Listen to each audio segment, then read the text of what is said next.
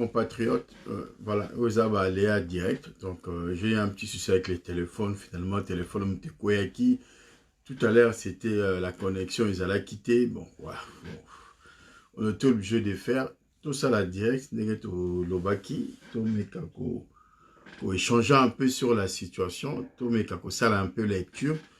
Ah, bah, comme je disais au tout début, à direct, nangai, au katana, et que tout est carrément image na bisoté, bah image nangai, bah message nangai, bah vidéo nangai, bah direct nangai, et ça gratuit, pour que nous ça a besoin qu'aucun message, ou on a besoin de message, ou on a besoin de diffuser tout ce que nous faisons, on a la liberté à cause ça donc bah droit d'auteur exaté, et puis tu as une chaîne YouTube t, où les alliés qui ont gardé bien la biso pour tout cela bon non. En tout cas, nous, on est au service de la patrie, tout ça, le service de Mboka. Bah, oh, bah, kozwa yango, pour voir ça, l'ango usage commercial. Eza kaka bango. Bah, oh, peut, bah, kozwa yango, ndenge bandeko, bazali belé, bah, dupliquer kango, pour que, bah, permettre à ce que l'information, et comme la bandeko, bazali na kati ya mboka, bah, ça, la ndenge, bazo, ça, là. Donc, chacun, en tout cas, a bah, image d'anga, la paix, ça, kango, dans la disposition, bah, nyonso, bon, partager yango, pour na compte, il y a communauté na biso pour pour que l'information circule, voilà. Donc nous on n'a pas de chaîne YouTube, on n'a pas besoin d'argent à YouTube, tout ça on a besoin de l'autre côté, on a juste besoin que le message passe. Raison pour laquelle tout ça peut bateau, bah vidéologue, tout ça peut analyste, tout ça la vidéo tous les jours, poto lukato zombon, tout ça non. Nous vraiment lorsqu'on passe, et ça dans le sens que le message est les cas. Et puis lorsqu'on fait nos vidéos, tout ça va dans le sens que les Congolais là où il est, azwa moi message ya bien, tout azwa ta moi lo comment ko servir yé na connaissance na personnel ou na cadre habitumba ou éveil patriotique. Donc en tout cas bandeko, beau partager, beau zoaba image comme d'habitude, beau salandenge, beau salaka. Donc on est là pour la société, on est là pour la communauté. Il n'y a pas de caractère, il y a mbongo, ou il n'y a pas de caractère, il y a exclusivité, il y a pas image, dans YouTube et qu'on sort chaîne. Non, nous, en tout cas, bandeko nangai, beau zoa, beau sala o, beau sala, na ba image na biso, ezali pour notre compte, il y a la communauté. Donc en tout cas, bon, merci. Na bandeko o, bazo kolanda actuellement. Donc voilà, on est ensemble, hein. On va continuer à se battre ensemble pour la Bitumba. Oyoyo, nous, on n'a pas le choix. On avait fait le choix de défendre la patrie. On n'a pas fait le choix de Koluka Biso, à apprécier Biso. On n'a pas fait le choix de venir chercher de l'argent dans Katia Kombao. Il y a un certain moment, on nous accuse à tort ou à raison parce que nous avons cette sincérité, cette liberté de parole. Il y a qu'à placer un peu les choses. Donc aujourd'hui, on avait jugé bon, en fait, de parler un peu sur deux questions. On va parler sur la question. Il y a oyoyo entre guillemets benga tribalisme, hein. On va essayer d'éclairer les lanternes et puis on va aussi expliquer un peu pourquoi Bisfotos en a 100% Martin Fayulu. Donc voilà, donc sur la question il y a tribalisme, bande konanga biso tout aux Hollanda, biso tout aux mona kata société, ndenge tension est commis, ndenge ba frustration est commis entre Katina Bisso. Et puis, lorsque nous avons commencé à dénoncer la tribalisation de l'appareil de l'État, la tribalisation de l'appareil judiciaire, la tribalisation, il y a une institution dans Bisso. Depuis arrivé à UDPS,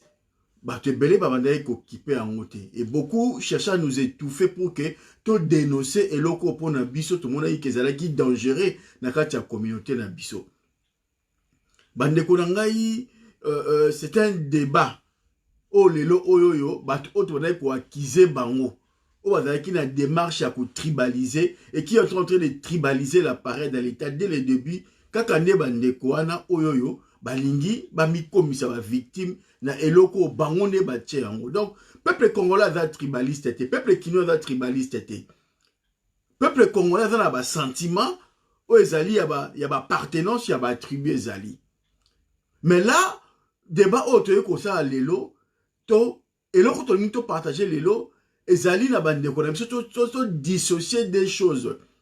L'appartenance à une tribu, et ça m'a bêté parce que qui congolité na biso, kozala congolais d'origine, il faut appartenir na tribu moko na kati ya ba Congo. Ba tribu oyo le 25 février 1885 tomba sala ki Congo ezala ki na kati ya Congo. Et c'est cette manière de s'identifier qui est qui.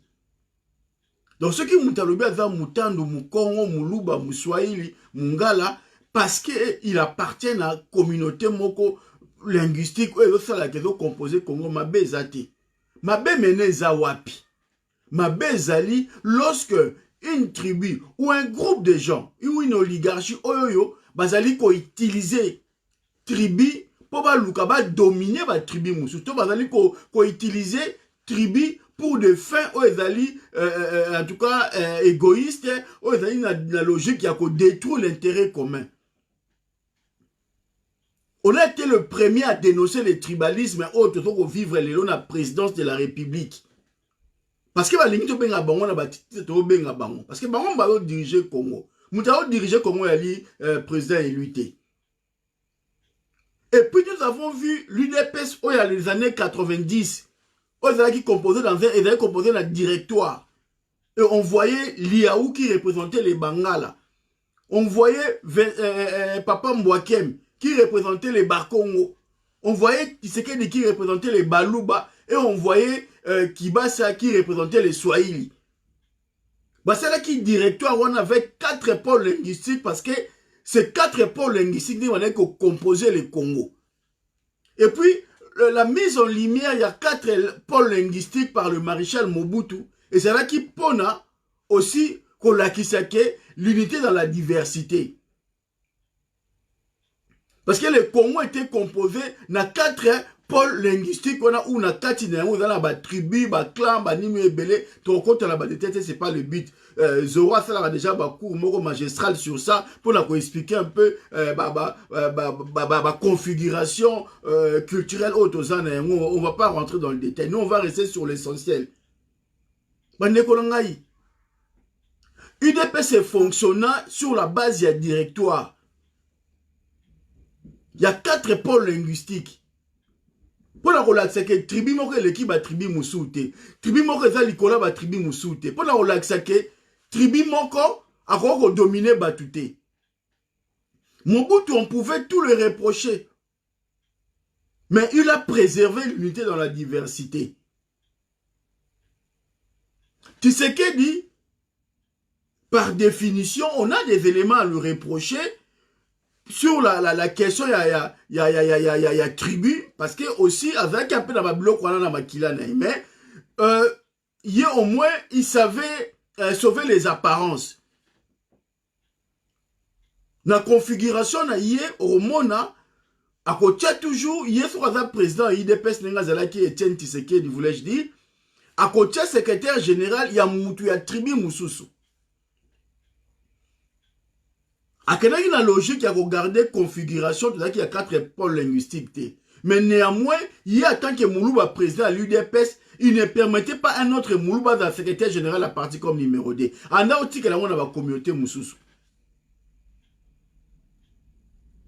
Et la configuration, il y a Est et Ouest, avant au Kabola Yango.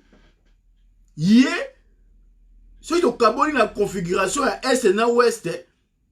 Ndenge toyebaki les baluba positionnés na est et puis l'ouest ezalaki ba Congo na Bangala est ezalaki baluba na baswahili ezala nenga o diviser pour que les gens se situent na configuration il y a UDPS on a ozalaki Tshisekedi il est président il y a UDPS mais secrétaire général bandeko ozala soit Mungala soit Mukongo.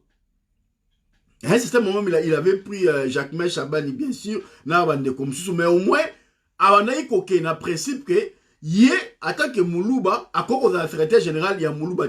Même si, bateau, il y a un pouvoir clé. Mais, exactement, la configuration, la conserver ma parence, pour la Congolais, il y a la diversité. Dans le fonctionnement, il y a pareil politique.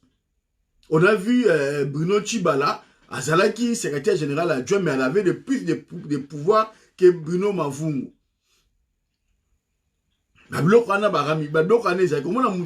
Directeur adjoint à cabinet, mais il est plus puissant que le directeur à cabinet. Au moins, un secrétaire particulier, mais il est plus puissant que un secrétaire à cabinet au conseil. Donc, j'en sais rien. Mais sur le plan pour sauver ma parence, il savait jouer avec l'image parce que il y a une diversité linguistique dans le Congo. Tu as 4 pôles linguistiques à respecter et donner l'image à partir où ils allaient rassembler et non partir où ils allaient dans la logique tribale. Regardez la composition et le fonctionnement de IDPS avec Tshilombo. Et c'est là où vous allez comprendre que tu wapi. Regardez la composition de l'IDPS de Tshilombo. Lui-même le président Moulouba, secrétaire général de la partie Moulouba, le porte-parole Moulouba, pour ne citer que c'est là. Et on a vu la configuration du directeur à cabinet Peter Kavedi Momona Moulouba, Moutou Azedon, Neko, à Longoli, règle au Ezalaki ke, il y a copé sa image, il y a mouvement au Ezali national, mais à zone ici, on a la logique au Ezali sectaire, à tribaliser le parti. On a tous vu ça. Et on l'a dénoncé en son temps. Ceux qui ont dénoncé en haut, bah, traité de tous les noms. Ceux qui ont dénoncé en haut, bah, Kizé Bino, ah, vous inciter la haine. Non, vous allez inciter la haine, vous mouter on a composition, on a fonctionnement, on a fonctionner, on a tribaliser l'appareil. L'intention n'était pas de montrer que j'étais un parti national, mais plutôt un parti tribal. On a tous suivi la campagne électorale. Et ben, vous devez comprendre que lorsque Martin Fayulu a été désigné candidat à SID dans l'élection présidentielle, Tshisekedi était encore en vie. Et Tshisekedi a Koufa quitté. Lorsque Martin Fayulu était désigné par les SID à la candidat à l'élection présidentielle, Tshilombo était secrétaire national de l'IDPS chargé à relations extérieures. Azala n'est même pas secrétaire général adjoint. Et je ne vois pas une personnalité où Aza aussi talentueux comme Martin Fayulu, n'a pas qualité où Aza Nengo, n'a pas dimension, expérience politique avec on a vécu où Azali Nengo, à Kende Kolobake, y a que la Tshilombo, Azala candidat. Bon, mon qui en wapi. Dis l'ango basala qui en wapi. On voit ci et là, des gens parlent, oui, Martin Fayulu a fait qui dit na Fachi pour que Fachi Azala, candidat, y a soutenu candidat. Au moins, qu'il y a un wapi. Martin Fayulu, depuis 2015, depuis 2016, voire même depuis 2012, après l'élection, il était dans une configuration, il y a combat politique. Aujourd'hui, il y a qu'on soit relève pour continuer dynamique d'action. Je parle en connaissance de cause parce que depuis 2013, que Ongaï, Nazalaki, ko yoka, ko échanger, ko travailler, ko tchape maele pour la démarche wana. Yatkala ko yoka jamais na mutu ya Martin Fayulu alobake, ye a ko céder pour senaye ya ki candidat na mutu boy ou grec ou boy. Non. Katoumi tong bauta ki na l'île de Gorée, Katoumi n'était pas même pas là. Baouti na l'île de Gorée, Katumbi, déjà a comment qu'on Luka, a benda Martin Fayulu, puisque Martin Fayulu a soutenu la candidature. Là, à l'époque, Tshilombo, il n'avait même pas de Beltofo Ezali qui a osé, alors baka osa candidat dans l'élection. Martin Fayulu déjà. Bazo courtiser par Katumbi consort pour que rapprocher Ibiye à Kenola. Tshilombo, on ne parlait même pas de Tshilombo. Et c'est seulement lorsque Martin Fayulu a dit non, a dit que lui il était candidat parce qu'il a été désigné par son parti, que Katumbi a commis que Lukamena a se rallié à la famille Tshisekedi. Personne n'avait imaginé que Tshisekedi a Koufa. Et tout le monde savait que Tshisekedi a Kozala jusqu'en 2016. Ce que l'élection sera mis, il devait se soutenir Katumbi comme candidat à l'élection présidentielle. Dil Basala qui en wana, et l'essence en Geneva, les ala qui en wana, Tshisekedi a la candidat, il y a président de transition. Katumbi a la candidat, il devait se soutenir une élection en 2016. C'est ça le deal. Martin Fayulu n'a jamais signé un deal, n'a jamais fait un deal avec qui que ce soit pour le baquer, à renoncer, pour ce y a candidat au parti na yé. Décidé et pessier au profit, il y a X ou Y. Parce qu'il en avait toutes les qualités qu'il faut. Et parce que depuis 2015, c'est lui qui avait le flambeau. Il y a opposition. Donc sur ce point-là, bande konangai, tout le monde a ba taliban, tout le monde a ba communicant, oh bazo futa bango na mbongo ya Congo. Ba futa bango na mbongo ya République. Pour que ba ya kopé sa ba information à l'okuta au sujet, il y a que oui, Martin Fayulu a salaka dit na Fayulu na Félix pour que article la Chilombo place à la candidat. En tout cas, Chilombo, on le connaît, on a vu comment il vivait en Belgique avec une capacité intellectuelle pour diriger un pays. Et Martin Fayulu n'a rang au Azalaki Nengo. Katumbi qui était gouverneur de la province, à Lukaki Martin Fayulu pour que Martin Fayulu s'allier naïe pour que Yaz la candidat. Martin Fayulu avait dit non, alors qu'il ne dit pas Félix. Voilà un peu comment Bandeko Bawa bimisa ba information le kuta pour s'allier X ou Y. Donc, lelo oyo, nazo memabino Bandeko nangai. To mema raisonnement na biso pour que qu'on arrive à comparer, s'il faut comparer l'incomparable entre Chilombo et Fayulu. C'est une chose qu'on ne devait pas le faire. Parce que ni sur le plan intellectuel, ni sur le plan de la popularité, ou sur la carrière professionnelle ou politique, de comparer Fayulu et Chilombo. C'était un débat que je ne devais pas le faire. Maintenant, ça là pour que Bandeko Nabiso, bah mais qu'on cerner un peu les choses, pour que Bandeko Nabiso, bah mais qu'on comprendre un peu sans il y a bitumba et puis sans il y a diabolisation, oh bah mais mis en les réseaux sociaux, bah mais mis en la diaspora. Ce qui Martin Fayulu a salaka dit na Chilombo pour que Martin Fayulu a cédé Chilombo a la candidat, bon bimisa dit là, bon bimisa. Bobimisa, parce que ça n'a jamais existé. Ça n'a jamais existé. Depuis 2013, 2014, 2015, le CIDE est désigné Martin Fayulu comme étant le candidat, la première personne n'a pas tête ou n'a tout au hasard, n'a même avec à la Mouka, même dans le rassemblement, ou avec candidat à l'élection présidentielle désigné par son parti, l'élection 2016, c'était Martin Fayulu. Félix, tu as dit que son papa n'a pas quitté, il n'a même pas la scène. A continué la scène parce que son père est décédé. Et même ceux qui père n'a qui en vie, père n'a la candidate, n'a la katou minde oyo, tu serais n'a soutenir parce que dit la baba ça qui n'engwana. Et puis dit n'a bango zaki que tu serais dans la candidat, il y a transition. Et ngai na bandeko, je peux dire moi, je suis de ceux qui ont dynamité candidature, il y a Tshisekedi à diriger transition. Na dynamité yango. Naneo ekomaki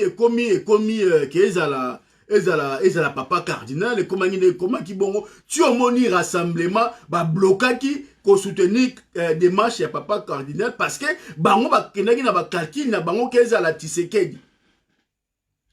Tshisekedi après ça passe na Katumbi la candidat. Et Fayulu n'a jamais changé de position. Fayulu a été désigné par son parti et Azala qui déterminé à aller jusqu'au bout. Et quel que soit le prix.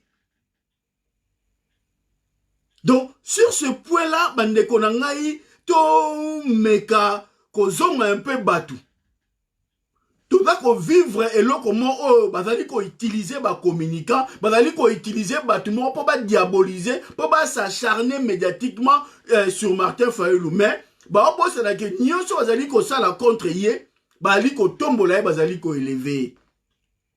Parce que loko nzamba tomboli yango, yo muta mokilo ko kwesi yango te. Oui, certes dans le débat politique on peut être en contradiction, on peut être dans l'imagination, dans le débat et ça arrive. C'est le problème, il n'est pas là. Le problème il y a acharnement. C'est que yo dans la carte diaspora. Biso ngai na yo na peuple congolais, tozo bundisa Chilombo o asala dili na Kabila. Lelo o sen tozo vivre situation o tozo vivre lelo et ali par rapport ya deal o Tshilombo à Salagina Kabila. Tshilombo a fait une déclaration juste après le résultat pour saluer Kabila, pour louer Kabila, pour présenter au peuple congolais que Kabila zala mutuma besa zala partenaire na bango.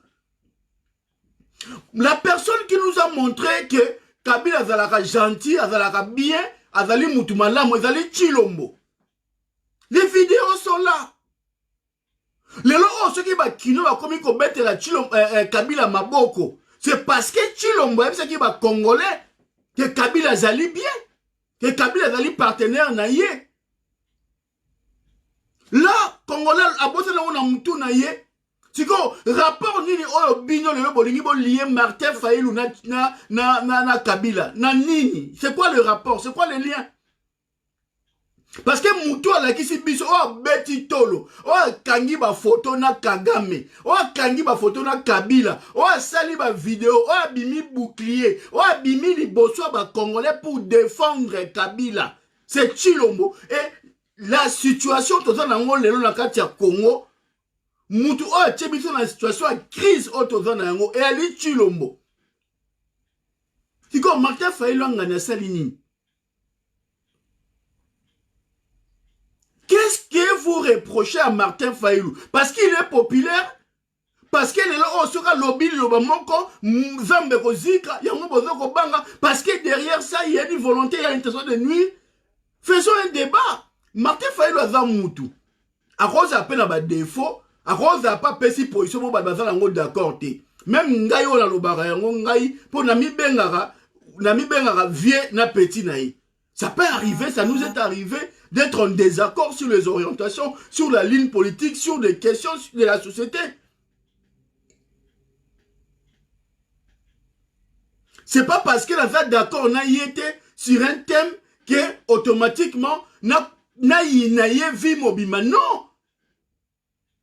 Boye oui ça va te l'okoni Tshilombo o asali ya malamu o ba congolais ba ko soutenir ye ba ko kumisa ye.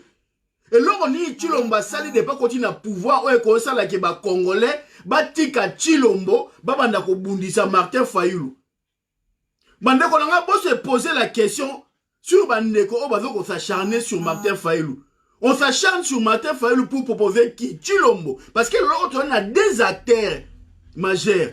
Dans la vie politique, na biso l'autre, on a un clivage entre Tshilombo et Martin Fayulu.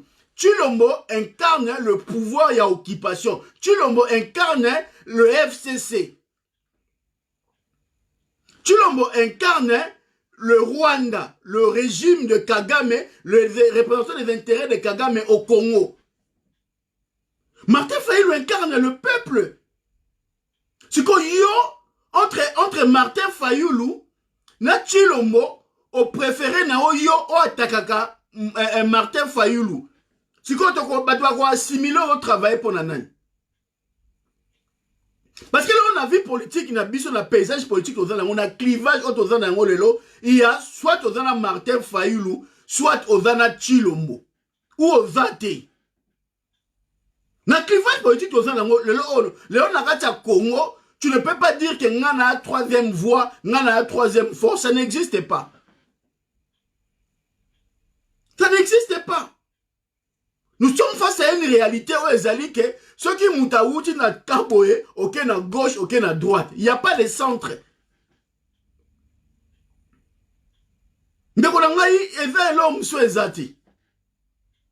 Et je pense que sur ce point-là, biso bandekona, biso nazoya. Na ozonga na question de tribalisation, nous avons combattu. Na ozonga na débat, y acharnement, bandi pas Martin Fayulu, depuis. Ba vidéo ezali et après na manozong c'est la bino ba vidéo pour mona ba réalité to banda na campagne électorale boko mona ke Martin Fayulu bazo kanela na Kasai. Martin Fayulu n'a pas mis ses pieds au Kasai durant la campagne électorale. Ba vidéo menaçante ezali ke soko kei ba robomae ba ko sala les vidéos sont là. Mais Félix a tchaki makolo na Kwilu, na Kwango, na mboka ya Fayulu. Ba Congo ba bundisa ete, ba Congo ba menasa ete. Félix Tshisekedi akenda na Congo central na moka ba Congo. Ba Congo ba menasa été. Mais Fayulu a tia ma colonie na Kasa été parce que ba menacer soit accueilli ba Obomaï. Si lorsque il s'agira de dire que le tribalisme est où? La haine est contre qui? Parce que Tshilombo a circulé à na Bandundu, aye na Congo central, aye na Kinshasa. Ba Congo ba bundi si été. Atamboli Congo mobimba. Fayulu atamboli Congo mobimba. Mais ba mettre en garde que soko yé na mboka na biso to bomayo, ils ont préféré que Kabatwa Kabila Shadar akenda na Kasa ibayambaye ba menaça Shadarité. Mais ba menaça Martin Fayulu que soit tie mankolo kuna ba bomaye.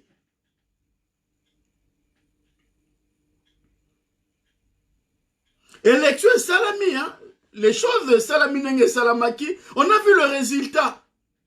On a vu la réalité électorale. On a vu que Martin Fayulu a gagné les élections. Et il avait la possibilité, Yakobimi sa peuple, action Salama, avoir pouvoir na yé. Na maoya zalaki nango yakoboya makile tanga na Congo. Ya maoya zalaki nango yakoboya affrontement Salama entre le peuple. Atikeli au pouvoir vanda ou gérer. Et je n'arrive pas à gérer. On les va perdre des temps à Bino à discuter sur Martin Fayulu avec qui, cause avec qui, il fait des alliances avec qui. On a besoin de résultats à pouvoir Bolinga qui besoin.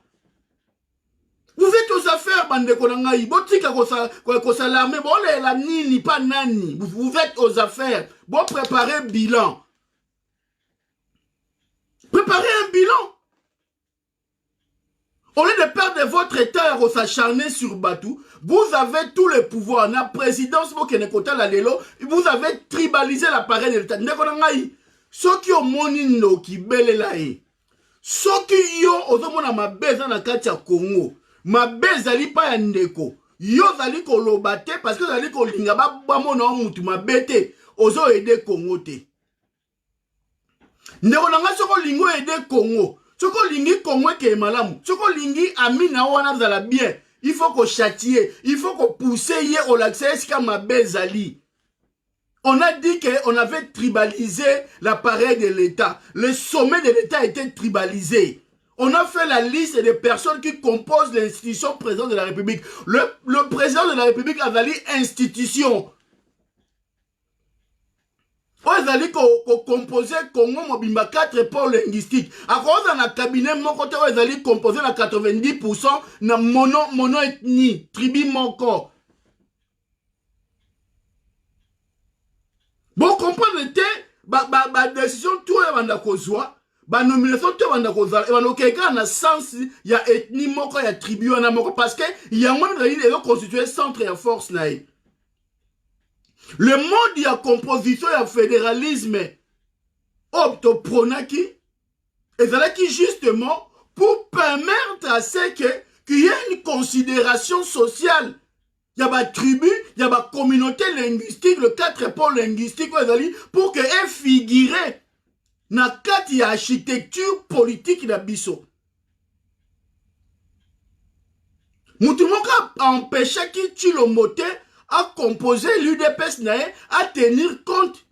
Il y a composition, il y a ma population congolaise. Tant qu'on a UDPS il y a numéro 1, numéro 2, numéro 3, numéro 3, ça tient bandekonae. Et à ça, autant la carte à présidence, à Tchèban Nekonae, à 99%. Bah, oh, il y a Zui Bango. À Tchèban comme figurant. À Zui Ebera, à Tchè comme directeur à cabinet, mais à Tchè François Mouamba comme étant coordonnateur, il y a ma activité après. Ça veut dire, le directeur du cabinet, a aussi la caca, acte de présence. Officiellement, c'est lui le directeur du cabinet, mais officieusement, la personne qui détient le pouvoir, c'est François Mouamba qui est le coordonnateur de toutes les actions de la présidence. Donc, ils font des doublons. N'expliquez pas que c'est la manière qu'on fonctionne. Bon, Azul Mavou, secrétaire général, Aché Bruno Chibala, secrétaire général adjoint, mais Bruno Chibala qui contrôlait Mavou, qui avait plus d'influence que Mavou. Et c'est la même chose que Chilomba fait. Azul Ebera, Aché directeur à cabinet, vitrine. Mais, à Tchè François Mouamba, coordonnateur, il y a président, il y a activité, tout la présidence. Et c'est lui le véritable directeur du cabinet. Donc, lorsque les Congolais se sentent en difficulté, frustrés, par rapport à ces comportements autres qu'on vivre, par rapport à ma nomination, par rapport à l'excès des ailes et militants à IDPS.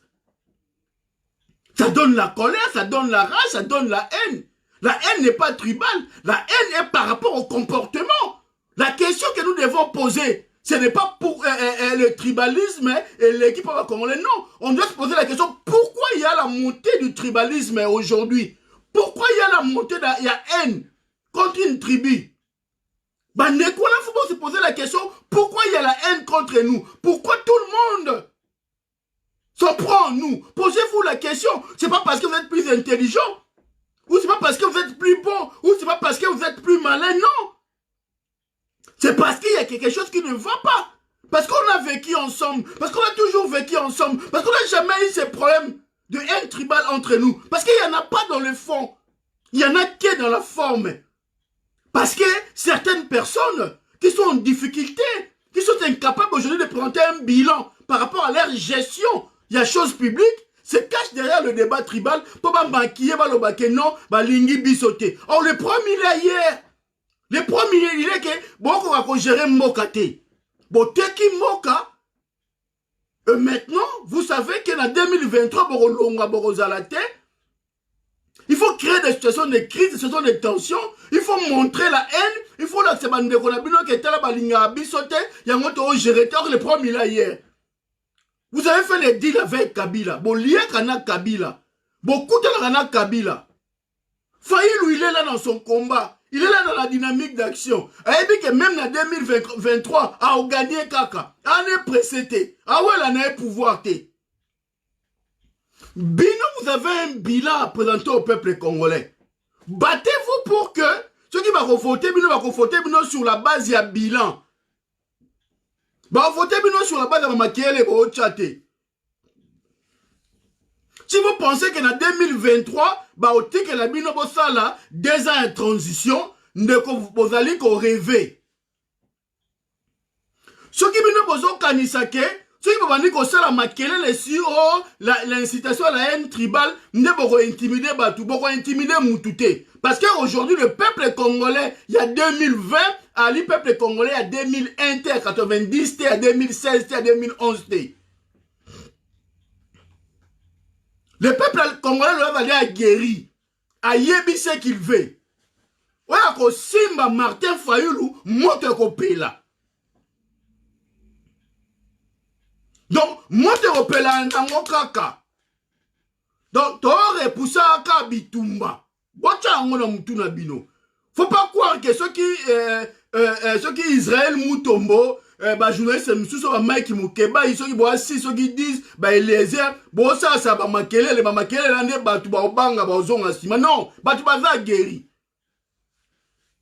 Posez-vous la question, pourquoi batubazo silke la bino? Ce qui bino réellement, vous allez, journaliste, c'est vrai. Ce qui bino réellement, vous allez contre le tribalisme, allez à la présidence, allez interroger les nominations à Chilombo, allez interroger la composition à la présidence de la République du Congo. Bon, le mot de la nomination, est-ce que vous allez refléter, il y a unité à Mboka, tous les alliés, les reflets, et l'eau qu'on renforcer, et il y a une frustration tribale.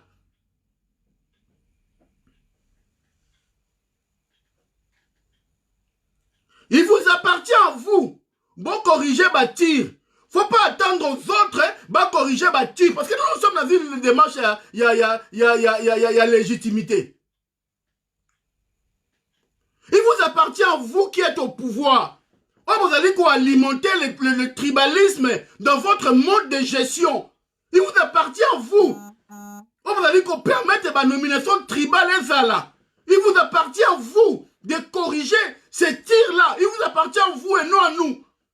Nous, on va manifester nos frustrations sur le plan tribal, sur le plan économique, sur le plan social et sur le plan politique. Parce que les Congolais nous appartiennent tous. Parce qu'il n'y a pas une tribu qui est plus congolais que les autres, qui est plus ou supérieure aux autres. Il n'y en a pas. Les 4 tribus, le grand pôle linguistique là, doivent se retrouver dans la gestion de Mboka. tribu, pôle linguistique, il a le droit de crier tout haut et de dénoncer la discrimination qui se prévaut aujourd'hui dans la gestion de Mboka Nabiso. Bande Kolangaï, tout ça en 2020, toi en 2010, toi en 2011, tant ezalaki que, bon, to l'exa qui temps, on a pris le temps. Si vous avez que la bino va gérer Congo, c'est pas parce que batu ba banga bino. Si batu ba que la bino va gérer Congo, et c'est parce que batu ba linga bino buzoba na bino l'incapacité na bino de gérer la société et mon a mis sur batu. Cette famille pendant plus de 37 ans a rendu la vie difficile dans Mobutu, dans Mouzé, dans tout le monde. Cette famille était une famille où elle va donner des leçons. A montré que Bango Bazaki supérieur à l'état qui batou. Vous êtes à l'œuvre. Manifestez votre intelligence, vos capacités de mieux gérer le pays.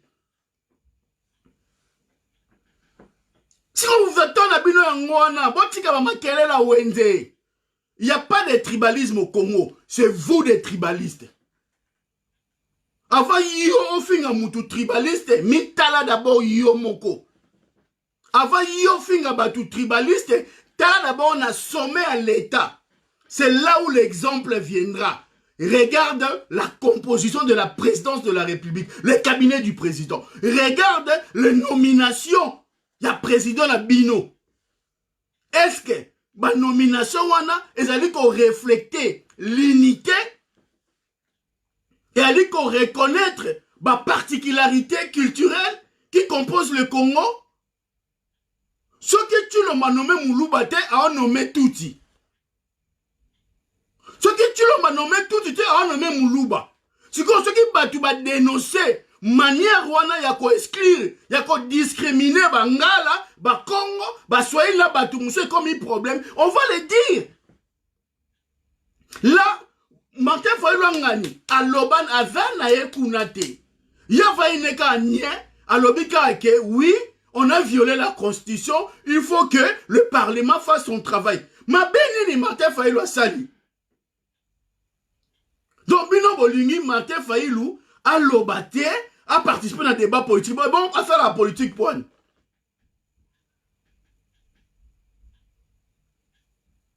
Parce que Ron intervenir sur le débat société. Lorsque Martin Fayoulou a pardonné Tshilombo, Binotu va applaudir. Boloba était que Martin Fayoulou a tribaliste.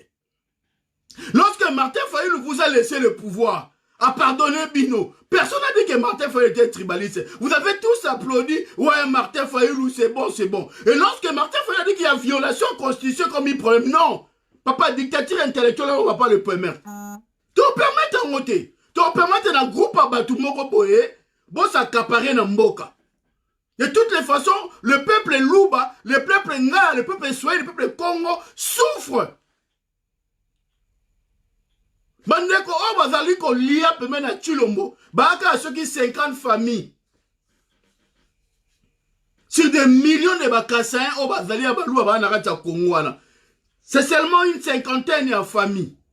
Ndeko nangai kokota la G oyo, Tshilombo na groupe a batunaye, bazali nga ba utiliser binote pour na ba intérêt na bango. Tshilombo a signé contrat na Sokimo, na Miba, basali ba contrat léonien o ezali ke ba brader Miba pour que bango bazwa part na bango ba pourcentage ya ba intérêt na bango ya ba famille na bango na ba massa na bango. Yo kasaye o souffrir. Yo kasaye o bénéficier de l'eau montée. Yo kasaye tu le malade na pouvoir depuis 2 ans. Pas si na esili. Osozu musala, aoke esala mimanda, apeso musala mukoni. Ndeko na ngai longwa na esprit wana o bazali ko chayo. Israël Mutombo aza salarié à Tshilombo. Ba Eliezer, ba Mike Mukeba et consomme sur les baba comme la montée. Ba salarié à Tshilombo. Ba tout le monde a ba hôtel manga di boso parlementaire debout ont un salaire. Si ko yo obimanga na tongo na parlement debout ba pesa yo message ya mabe bazo ko inciter yo kende ko bunisa Fayoulou. Bazo ko inciter yo okende ko provoquer babiloko opo bima victime ndeko nanga okokufa Tshilombo va continuer à régner avec sa bande.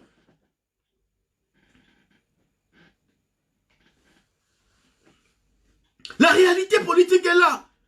Le combat politique est ailleurs pour la Tshilombo. Le combat politique, on n'a pas besoin de vous. Vous avez polémiquer sur les réseaux sociaux. Vous avez distraire le peuple congolais. Non. Vous devez faire la part des choses entre Martin Fayulu qui incarne la volonté du peuple. Non, bon de la bande de la diaspora. Bande de peuple la diaspora yoke la abisso. Peuple la diaspora alandara biso. Et puis na Kinshasa balanda biso. Martin Fayulu a adversaire na bisoté. Martin Fayulu a problème ya Congo té.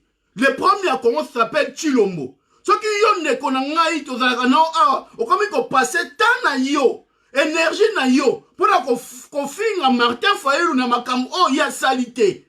Ndeko na ngai on permettre batu ba accuser à tort ou à raison on komi chape yo moko en sécurité. Parce que le toi na kata clivage. Toi na kata clivage est entre la vérité et le mensonge. Parce que le kuta ne moni oyo sala ke lelo ok comment otambola bana le kuta.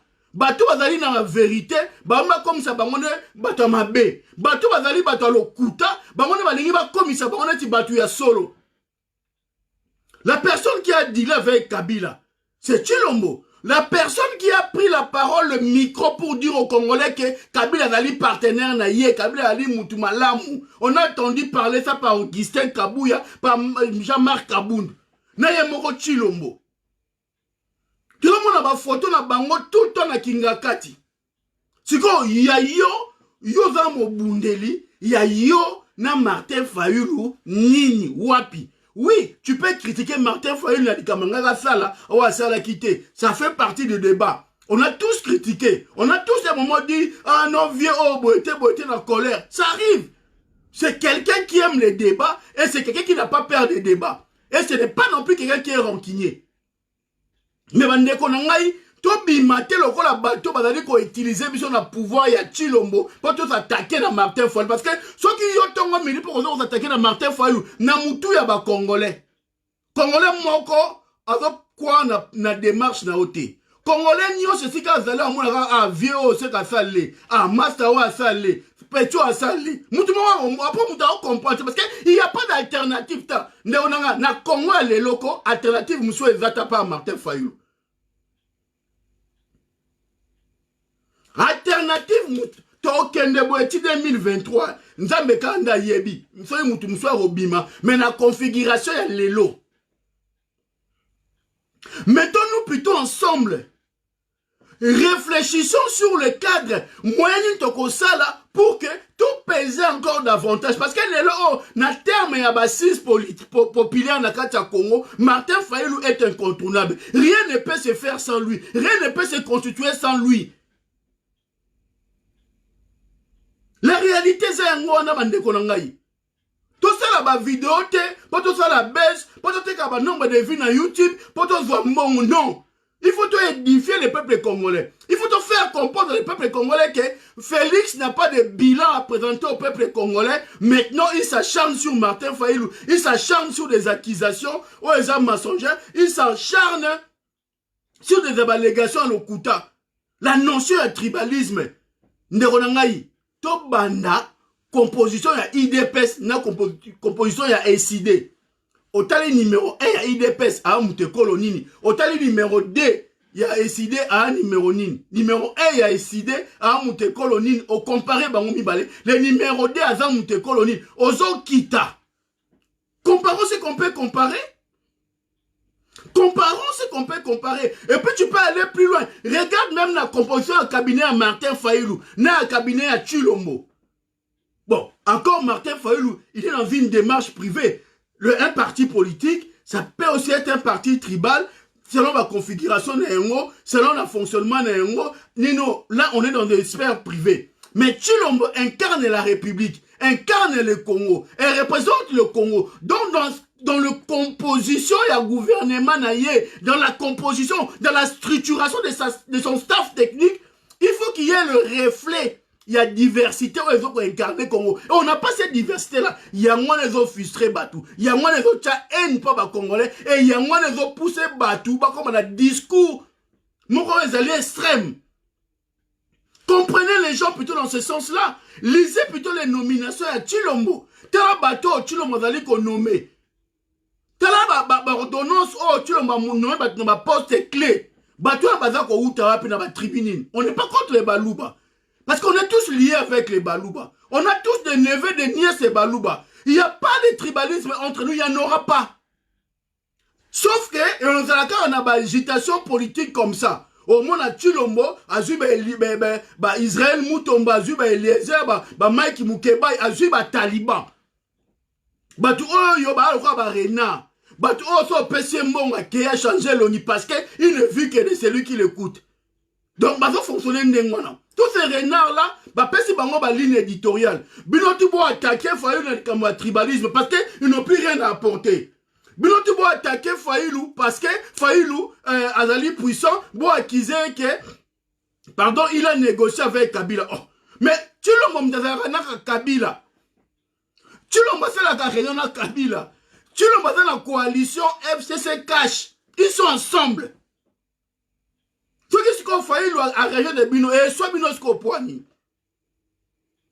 C'est là où il y a les problèmes. Ce qui, admettons que failli la région de Bino. Ce qui est soit Bino Poani, soit la région de Bino. Il fallait pas applaudir parce que la région de Bino. Parce qu'il y a une autorité morale. Parce qu'il y a une incarné l'institution. Voilà là où les raisonnements sont bas et petits. Et c'est là où Bisso. Batu auto ali sans étiquette politique parce que ngai so nazaki na carte de membre ya ICD bon ngai bo traiter ngai partisan ya ICD naza la carte ya membre ya ICD te mais nazo lo be loko ezali réel to vivre na Chilombo na potwawa to vanda na Chilombo na potwawa to yebi fonctionnement ya Chilombo to yebi même ndenge zala ke moi ba jeune o ezala ke boke na restaurant mutu soki boke na restaurant Yeba ça la bouillon, na foufou. Je vous dis que na poto awawa, na ba restaurant so ke na ba mambo, Chilombo yeba ça la bouillon, ba ça les lié à la soupe, na foufou, na pondu. Et c'est le même mode de fonctionnement wana ndeya memi yango na mboka na ya ko diriger Congo na bami, na bandeko, na famille. Vous vous rendez compte un président de la République a quelque inauguré faire travaux et salamaki dans l'université et officiel au baki ko zoye, il y a une dame qui arrive, la dame se présente et tout ça. Oh, un président de la République qui prend la parole qui dit je vais te parler en Chiluba. Un président de la République. Donc bateau tout va se présenter ces gens n'avaient pas de valeur. D'autant que mon moutou après ça se présentait pas na ona kombo ya muluba. Obandi ko lobana na mutiluba. Ba vidéo bimi ezali. Ndeko na ngai. Est-ce que ba comportement ya bongo et ali ba comportement ya dina président, yo kaniti ba comportement na et recréer ba frustration te. Yo kaniti ba comportement na et ko agacer batu te. Yo kaniti ba comportement na batu ba ko rappeler yango te et ko tia ente ko tia colère te. Le peuple azali victime. Le peuple a allé encore à autiste. Un autiste reproduit ce qu'on lui a appris à faire. Il fait ce qu'on a appris à faire. Donc ça veut dire, lorsque le président, dans ton mode de fonctionnement, dans la gestion de Mboka, au tribalisé cabinet, à outrance, dans la nomination, au tribune, les gens regardent, les gens voient. Et ça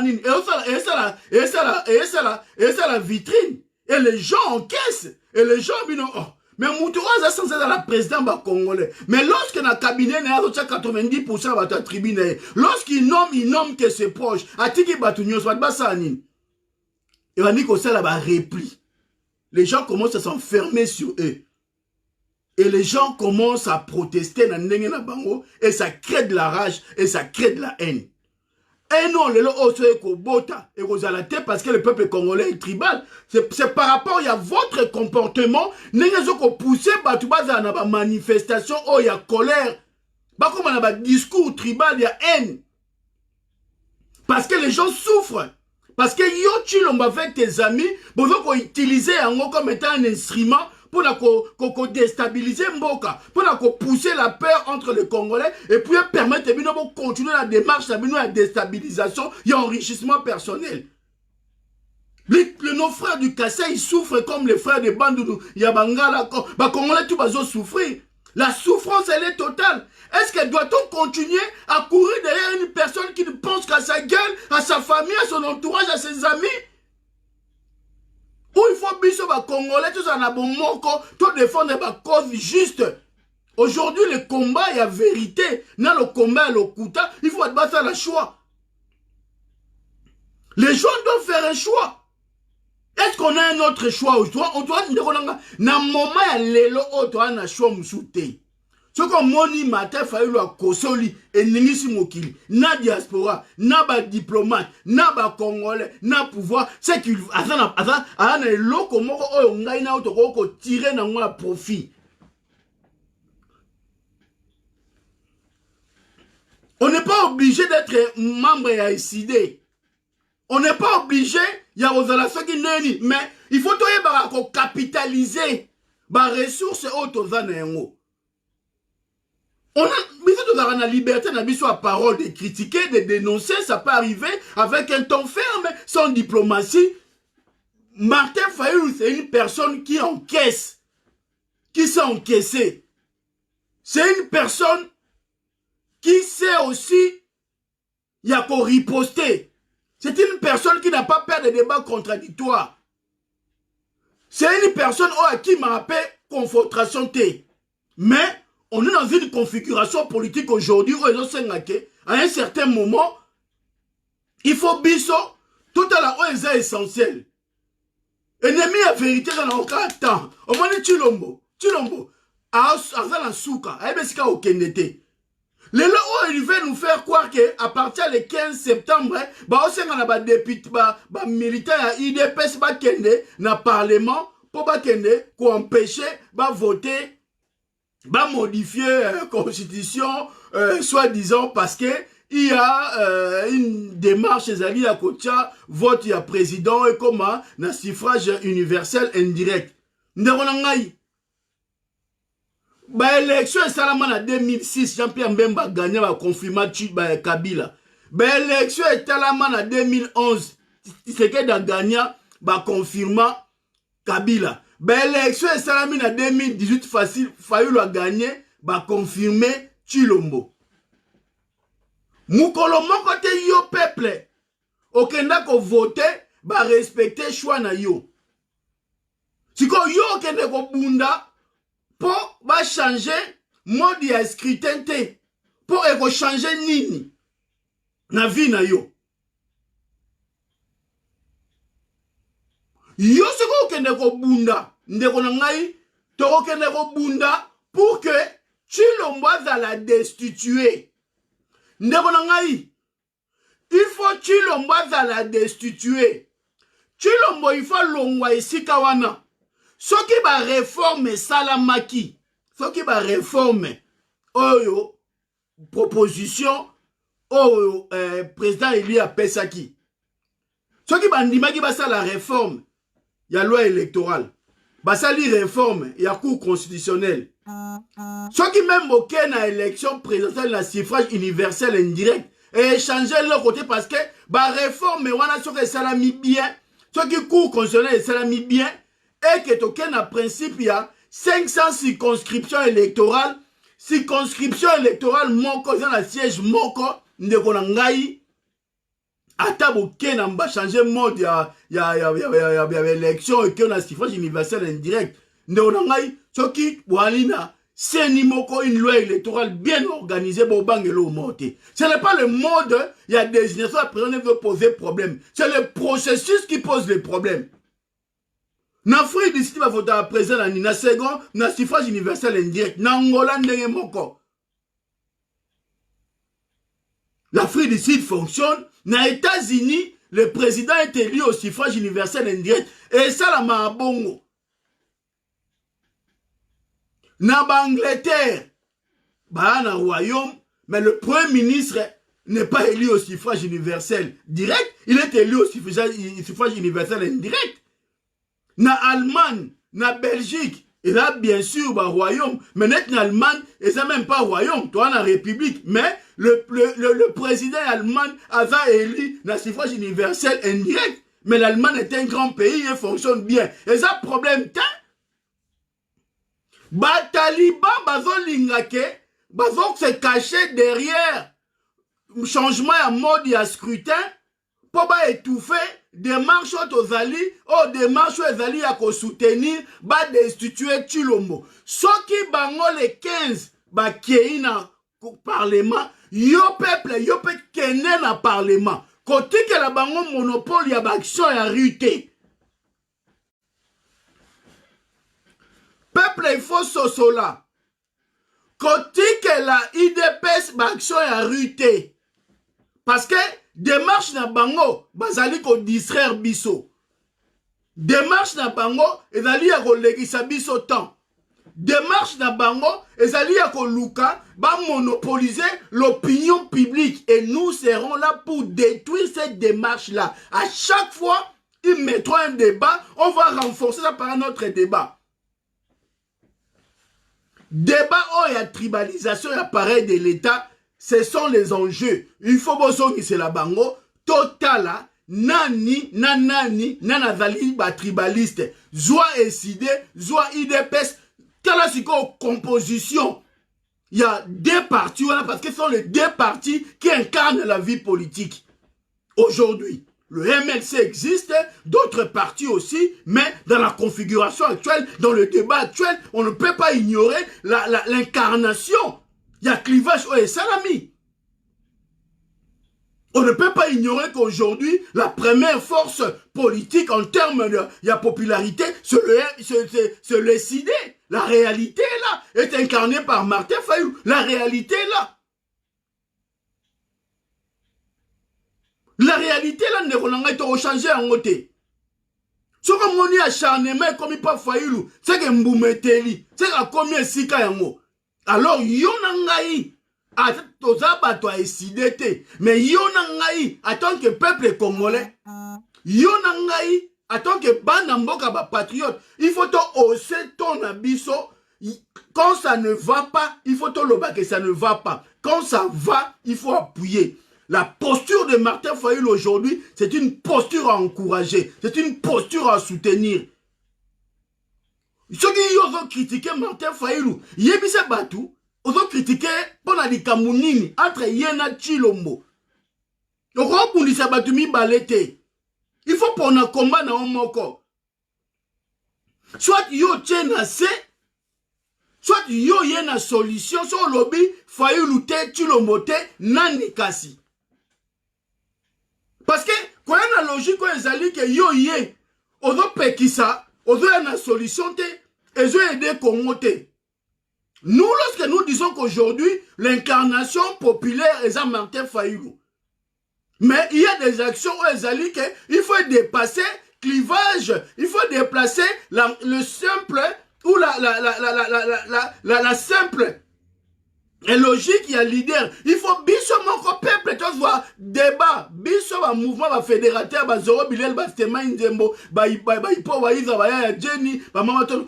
On prend le débat, va dit maintenant, on prend le débat, on impose le débat. Le débat et la tribalisation appareil de l'État. On avait mis ça en lumière, nos amis à l'époque nous accusaient. À tort.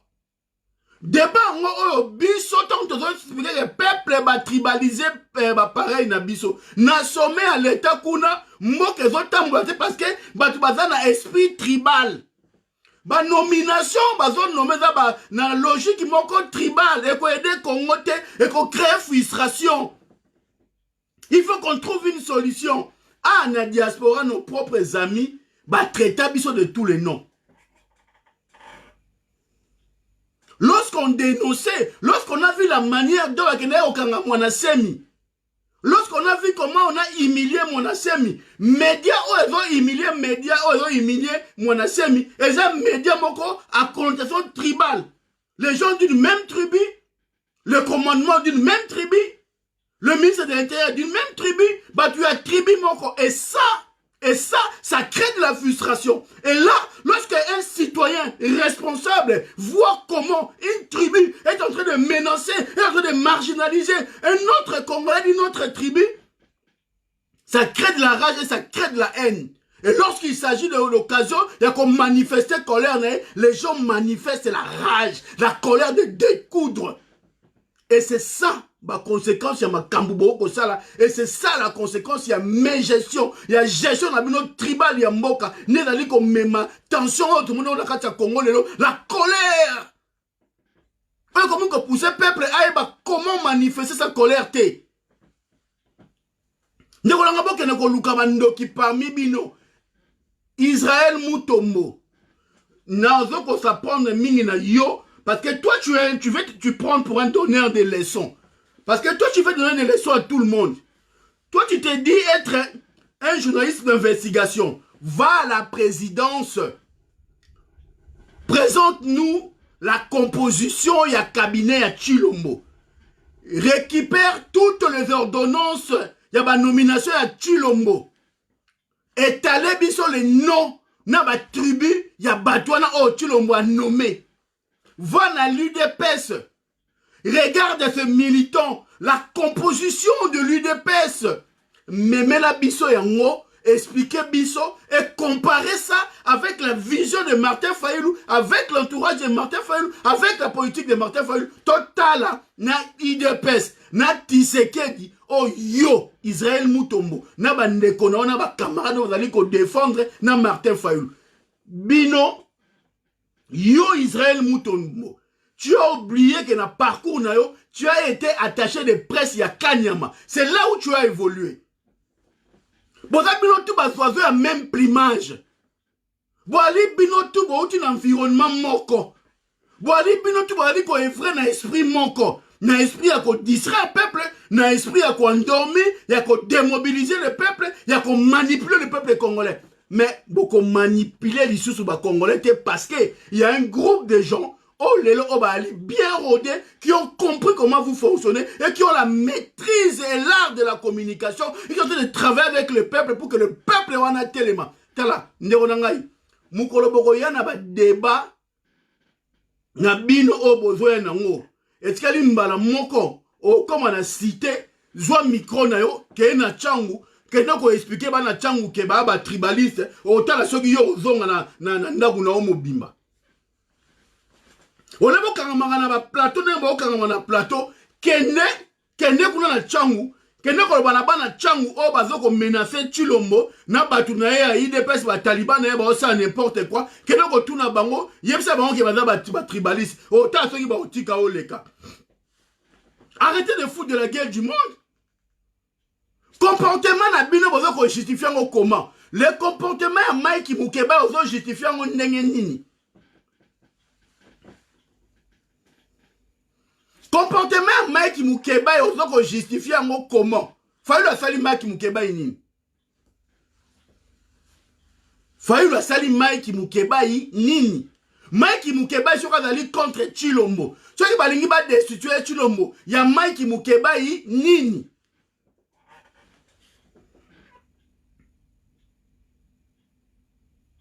Il faut expliquer Batsuko. Yo ezo soyo wapi Mike Mukeba. Toi, tu prétends être en opposition contre Chilombo. Aujourd'hui, il y a une démarche légale de destitution de Chilombo parce qu'il a violé les textes, parce qu'il a violé la constitution. Mabe ezali wapi. Trouble et fait bima. Pourquoi? Pourquoi trouble et fait bima? Parce que Chilombo, il viole la constitution. Chilombo, il veut s'imposer en roi, en petit dictateur, en un petit sorcier. Balongo l'a été. So alongole ba militaire il ne pèse pas aussi lika. Toki muta meki ko loba ale ba kosoli mutawana bani ndekola ngai. Ndekola ngai.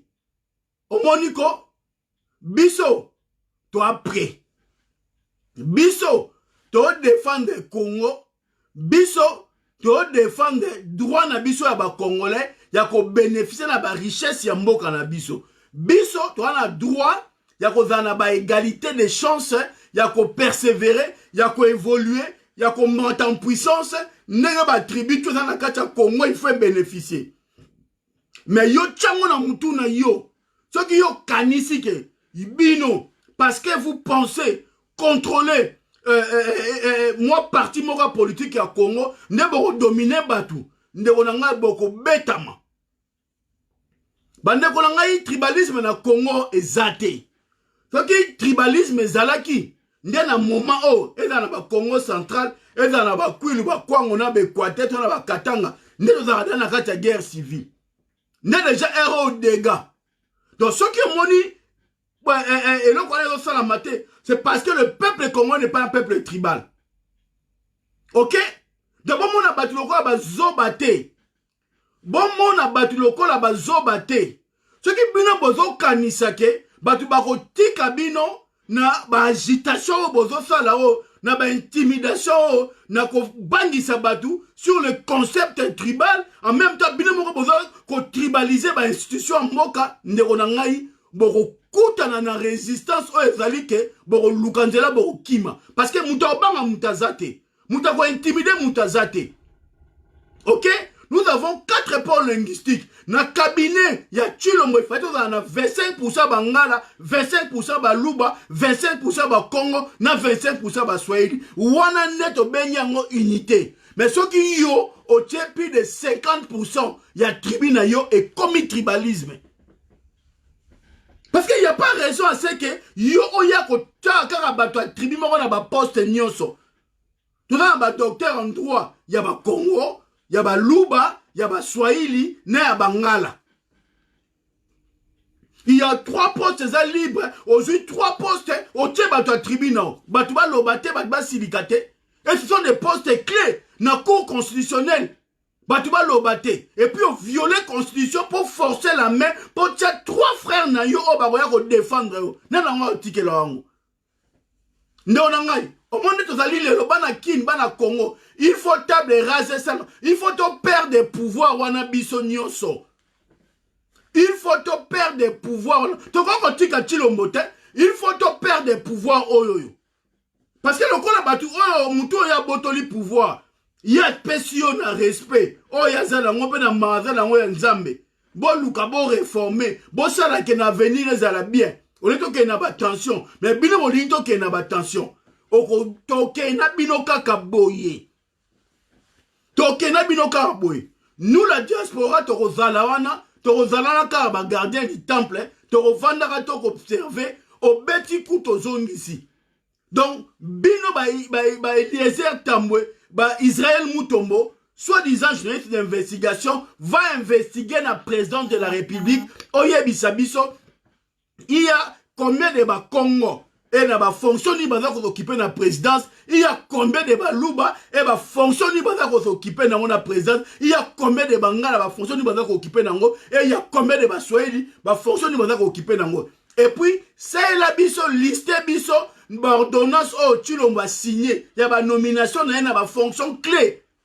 Total ba tribune oyo o aza ko nommer. Et c'est là où vous allez comprendre là où il y a la frustration. Et c'est là où il y a la frustration. Ce qui bien besoin comprendre là qu'on a été to la qui sabine sera premier ali. N'allez pas chercher les problèmes ailleurs. Faut que nous luka ba conséquences et luka ba cause. Pourquoi il y a le tribalisme Oyozo Benga? Pourquoi il y a la haine tribale Oyozo réclamée? Va chercher la cause. Quand il y a la conséquence, Martin Fayulu est victime. Il y a acharnement judiciaire dans Bino. Alors là, la pongité, on partout. Acharnement, et comme il bah injure, bah menace, bah biloko tout ça, à vivre comment? Pourquoi même qu'on fout à la diaspora pour tout le monde il va finir à cahier? Attends. Oui, nous on veut que les gens critiquent. Oui, nous on veut que les gens participent au débat. Moi je suis des CO qui va critiquer Martin Fayulu, ce qui dit comme la monnaie de la clarté. Mais comme il s'est un acharnement, nous avons au l'amour qui tombe midi pourquoi? Ah, lobby, l'amour, nekolanga, toujours au Kenewap, na Kinshasa, nengemoko, na diaspora, nengemoko, toi liko lukani, toi liko luka, Congo, et Keneli Bosso. tozali koluka Kongo kene liboso. Tozali koluka Kongo kene liboso. Ennemi na biso ya Tshilombo. Tshilombo bali ko créer biso ba diversion na ba domaine nyonso na ba ndenge nyonso ba olekisa biso temps. Il y a un jeu ezali belé ya FMI bazo réclamer ba compte sur la gestion na ya bilan na o ya sali ya mboka. Ba ko senga ya publier ba contrat o ya signé na ba sokimo na miba o ba sali ba contrat léoné o ba teki ba diamant ya miba. Ba kaboli yango entre bango même nos frères Luba ba bénéficier na ngote. Bandeko Yito de la Tshilombo sera 4 ans, 5 ans. Ou de la Tshilombo a comme ça 2010 ans pour y avoir poste. Moment où il fallait pas savoir un poste, après si bino va poste, mais on a dit qu'on utilisait bino pour que bino, beaucoup maloko la ba objet, beaucoup maloko la batu, ou besoin qu'on crée ba tension, de conflit, ou ils ont initié sa tribu parce qu'il a pris 10 000 motos, il a fourni 10 000 motos dans un groupe de gens pour que Batouana va créer Zizani na Katiamboka. Et pourtant, c'est lui qui a l'auteur, il y a une situation, un tribal auto qu'on vivre. Tout le monde sait que c'est Tshilombo qui est à la base. Tout le monde sait que c'est ces hommes. 10 000 motos, 10 000 motos ya Sika. Basombi 10 000 motos pour préparer l'action. Mais 10 000 motos, on a yo sombiango. Et puis, na mbongo na poche, na yoto na mbongo ya l'État. Les gens souffrent. Bon, hôpitaux, et zalité na mboka. Mais vous vous permettez d'acheter 10 000 motos. Pour ozoa, moi, ma milice, na au tribal, au yozui, on peut savoir ma moto. Papa n'a aucun problème. Papa n'a aucun provoquer batou. Lorsqu'il y aura des retours, et bah retour, voilà, besoin qu'on tient sur le dos, il y a guerre tribale. Il n'y a pas de guerre tribale dans le Congo. To vivaka na harmonie entre nous, to bundaka entre biso, to swanaka entre biso, mais mboka na biso, et ali mboka oyoyo, to zana besoin, il y a ba tribu nyonso, bazala à l'aise et sika bazali. Nous avons 4 pôles linguistiques. On a répété encore avant d'en conclure. L'UDPS, où ils ont dit qu'on incarnait le choix du peuple. L'UDPS, où ils ont dit qu'on incarnait l'opposition contre Mobutu. Ce qui va tchaki directoire avec les 4 pôles linguistiques, c'était parce que la gestion il y a Congo, l'époque à Mobutu. Mobutu faisait en sorte que 4 pôles linguistiques qu'on a essayé de retrouver.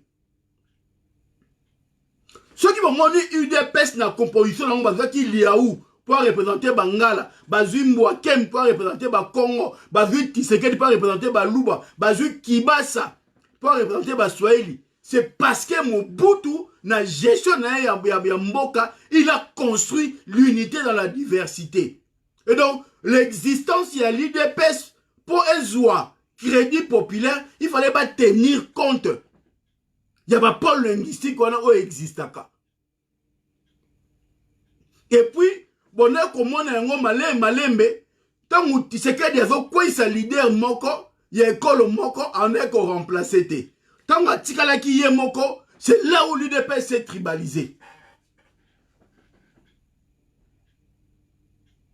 Mais, pour la sauver ma apparence, l'UDPS, poste le secrétaire général, Azaï Kopesa Yango, Naba, pôle linguistique pour montrer que Yeti Seked avec une logique tribale. Mais le secrétaire général adjoint, Anoz a toujours Moutunaye. C'est le secrétaire général adjoint qui détenait le pouvoir. Il y a une effectivité pour le pouvoir. Secrétaire général a une étiquette. Pour la recevoir l'apparence que oui, il y a une pluralité dans le fonctionnement. Mais lorsque Tshilombo a pris la présidence, il y a IDPS, après la mort de son père. Dans la composition, il y a IDPS. Il y a Félix, président de IDPS, dans la composition, il y a IDPS.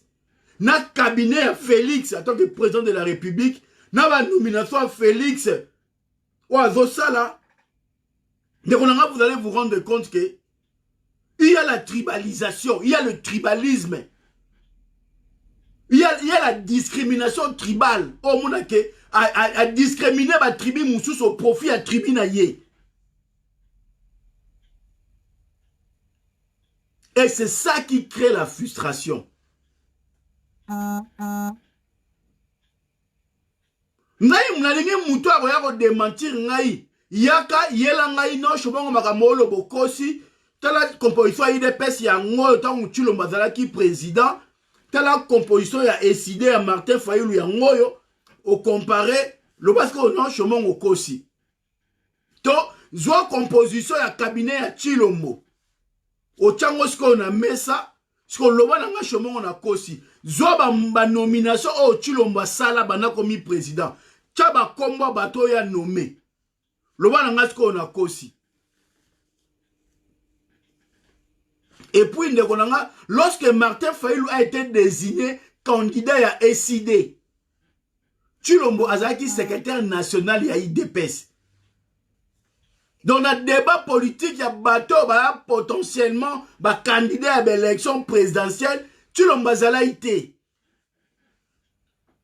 Parce que Tshilombo travaillait pour que Katoumi soit la candidat à IDPS. Voilà, Martin Fayulu a été désigné na SID, na congrès à SID, pour être la candidat à l'élection présidentielle. Après l'île de Gorée, Katoumi a luka Martin Fayulu pour que Martin Fayulu azala naïe a renoncé à la candidature naïe, Martin Fayulu a boyaka. Voilà, Tshilombo a secrétaire national ya IDPS, a ta soloté. Donc, c'est ce que tu as fait. Ne Tshilombo na makambo to lo ba président o engaza Tshilombo te. Donc eza ba réalité ezali ke boke lo batango yozo lo bake Tshilombo asala ki dit na Fayulu po Fayulu atikele. Tshilombo na brouti comme ça, Fayulu ke no revoit tikela e. Fayulu investi par son parti par le congrès de l'SID. Mouto a un parcours bien rodé, bien bétonné. Mouto yao ke ne kopesa, moi Mouto avec si baterne, lorsque Fayulu travaillait avec son père, lui il était celui qui azolia bouillon na ba soupe na azolia ba ngulu na busela na mambo, na ba Jacques Janet. Et c'est cette personne là ne oh yo bino lelo oh parce que grâce au nom qu'il porte à l'opportunité mais il est au service de l'ennemi pour détruire le pays. Ne mutwana o bino ba Eliezer ba Israël mutombo ba Mike Mukebay ne o bino bolingi boya botombola au détriment ya choix ya peuple congolais. Ndeko nanga bozo mikosa tozana bino kakabwe acharnement judiciaire au bozo luka acharnement au médiatiser yako diaboliser yako désinformer batu sur mutu azo représenter choix ya peuple congolais mukole zali boko kitana changu boko lukanzela boko bima parce que il faut maintenant que le peuple congolais a sa responsabilité na yé aussi. Le peuple congolais doit empêcher batu o bazali ko saboter et le ko y a protégé, oh y a tomboli. Il faut que le peuple congolais, bande kolanga ba kinois, il faut bien élever muto bino ochaki likolo. Il faut bien assurer sécurité à muto bino bo tombolaki. Bino il faut bo tombola muto bino ochaki liboso. Boko ko tika batu ba humilier te, boko ko tika batu ba saboter te. Bino ne faut pas pesa une valeur. Mwanasemi était ici. Mwanasemi ba kanga mwanasemi na ndaku na ye. Mutu apesa commandement na bakanga mwanasemi. Tribi mo wana président de la République, ba journaliste na ba député, oh ba kota la ndaka mwanasemi po bazwa ba image po ba humilier mwanasemi. Batu ya tribi moko. Maintenant toi tu veux que bandeko ya ba Congo ba vanda ba sepela na comportement wana. Et fistra bango etikala na mutema na bango. Donc, vous avez un comportement, vous avez la manière de faire la chose. Vous mais vous avez créé la haine, vous avez créé frustration. Donc, il vous appartient à vous. Il y a Il vous appartient à vous, Taliban, bon revoir votre mode de fonctionnement. Il vous appartient à vous, bateau bon cabinet à Chilombo. Au lieu de perdre la rata na bino ya soigner le peuple, bon Luka, bilan vous représentez pas encore le peuple congolais. Bientôt bon ça 2 ans na gestion ya mbongo ya gestion à Congo. Bon Luka bilan, bon Luka, bon produire ba fait, bon produire ba élément, bon produire ba action au réellement que bino bon sala qui quelque chose na kati ya Congo. 2023, bon espérer que vous reçoit prolongement. To permettre qu'à noter. Et puis, à partir du 15 septembre, bandeko nangai peuple congolais, tant que militaire IDPS, bazoko y na parlement, pour pas que ne ko empêcher, ceux qui parlement est siégé, bino pepo que na parlement, pour bo senga na parlement, à autoriser destitution, à autoriser la Cour constitutionnelle a examiné sur la question il y a l'accusation ya Chilombo. Donc, il faut peuple, yomoko peuple, comprendre que le 15 novembre, banje nyoso ya Congo et que ça on a parlé du peuple. Nous la diaspora, nous sommes en train de s'organiser. Tokotala ndeni toko créer collectif na bandeko bali na Londres ba Shekina bandeko na États-Unis bali ngando ba Joël Condé bandeko na Belgique ba dit maintenant on va réfléchir ba zoro na bandeko tout ba chef na Afrique d'ici ndeni toko mobiliser ba Congolais na monde entier na libanda pour que to créer une plateforme pour soutenir financièrement ba action au bino boko za na terrain. Et puis, bien sûr, tu as un coup de pouce, il y a le président Eli, tu as décidé, tu as la plateforme dynamique pour la vérité des îles ou la mouka. Parce que le but est Ali, qu'à partir du 15 septembre, Batuna Batu, tu as parlé dans le parlement, tu as revendiqué Oya Bisso. Bango bazo réclamé que élection ça la suffrage universel indirect. Biso to ko réclamer congrès salama pour que ba statuer sur la question il y a violation il y a constitution pas ya Chilombo. Donc mutuna mutake ne ko revendiquer biloko nae. Mutako bangisa yo te congolais. Zoba disposition na yo à partir le 15 mwana tokosala kije na biso sitting na biso na parlement bataliba pe na parlement mutamta de revendiquer ba droit na. C'est fini cette histoire ya kovanda na ndako botala. Il est maintenant temps ya kozwa les choses en main pour que la solution est jouama. Ndeko na ngai moment où ezalaki observation ekoki, moment où ezalaki ya koyoka, ya kotala, ya kosala ekoki, et comme moment où ekomi ya kobima pour revendiquer ses droits. Lelo oyoyo, la famille Tshisekedi, cette famille-là est en train d'exploiter nos minéraux de manière illégale. Bazo liambongo, nandenga désordre.